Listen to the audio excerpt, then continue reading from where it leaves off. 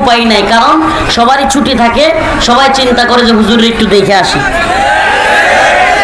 ফজরের নামাজ পড়লে পড়ি, না পড়লে নাই, ভাইরাল হুজুরটার একটু দেখে আই। নাউজুবিল্লাহ। করে কি করে না? অথচ যখনই ওই ঝড় তুফান থেমে যায়, সিগারেট একটা ধরায় টান দেয়। ঠিক কি ঠিক না? এই যে দেখেন কত বড় বেয়াদব, ব্লেজার লাইট ধরে, লেজার লাইট ধরে চোখে মুখে, লাল লাইট। ওই যে সাদা টুপিওয়ালার পিছনে, একেবারে পিছনে, ওইটা ধরেন, আস্তে আস্তে থাক, লেজার লাইট ধরে। আওয়ামী লীগ নাকি রে? আজকে আওয়ামী লীগের বয়ান করি নাই, তোরা চুপ থাক, আর মনে করে দিস না।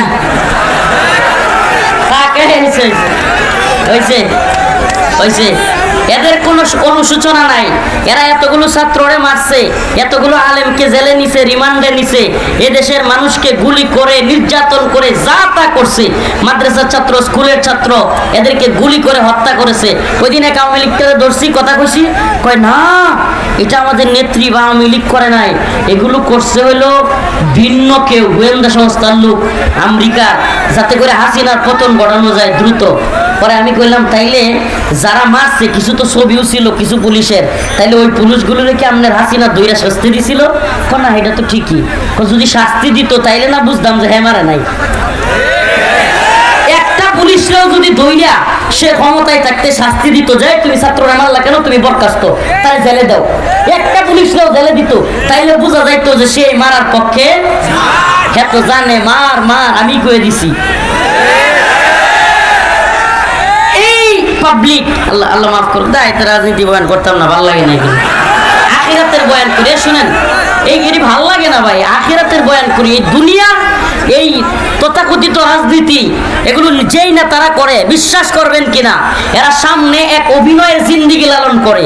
এরা সব কিছুতে ঠিক বলার দরকার নেই, চুপ থাকেন, কষ্টে কথাগুলো বলতেছি। এরা দেখবেন যেই দলেরই হোক, আওয়ামী লীগের হলে শেখ মুজিব বন্দনা, শহীদ রাষ্ট্রপতি জিয়াউর রহমানের বন্দনা, এই সেই বলবে, সব দলের লোক। কিন্তু বাস্তবে তাদের অন্তরের মধ্যে আপনি যা দেখবেন, রাজনীতি করলে কি হবে, এই যশ খ্যাতি সব কিছু, আড়ালে যা দেখবেন তাদের অন্তরের মধ্যে এক ধরনের কষ্ট আছে। এই রাজনীতি তাদেরকে শান্তি দেয় না, দিন শেষে কষ্টই দেয়। এরা আমি দেখছি, আমি পরীক্ষিত। এই রাজনীতি শান্তি দিতে পারে না। এজন্য বলি, রাজনীতি ছাড়ো, আল্লাহকে ধরো। সবাইকে বলি, এই রাজনীতি ছাড়ো, আল্লাহকে ধরো, অশান্তির শেষ হবে না। আসো, ফিরে আসো, তওবা করো। ঘুষ খেয়ে ফেলেছো, জুলুম করে ফেলেছো, নারী কেলেঙ্কারিতে জড়িয়ে গিয়েছো, মাদকাসক্ত হয়ে গিয়েছো, সব ছেড়ে দাও। ফাফিরু ইলাল্লাহ, আল্লাহর দিকে ফিরে আসো, আমার আপনার মালিকের কাছে ফিরে আসো। অনেক বেশি আনন্দ হবে, অনেক বেশি অন্তরটা প্রশান্ত থাকবে। আল্লাহ পাক আমাদের বুঝার তৌফিক দান করুক। আরো জোরে বলেন আমিন।